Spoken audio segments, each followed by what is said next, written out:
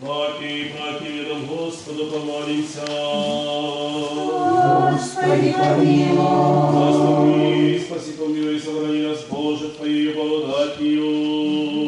Господи, помилуй. Пресвятую, пречистую, благословенную, славную, Владычицу нашу Богородицу, Преснодеву Марию со всеми святыми, помянувши сами себе и друг друга, весь живот наш Христу Богу, предадим. Господи. Да благословися, все святое имя Твое, и прославися Царство Твое, Отца и Сына и Святого Духа, ныне и пресно и во веки веков. Аминь. Искупившийся от мертвых законные,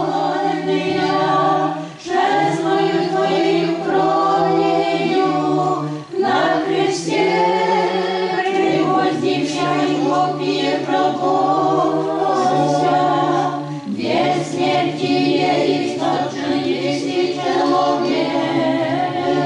человеком, спаси нас, слава Тебе. Господу, обидися нам, слыши святого Евангелия, Господа Бога молим. Господи, помилуй, Господи, помилуй, Господи, помилуй.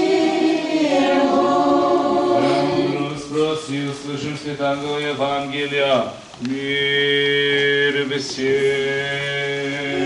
Духові Твоєму.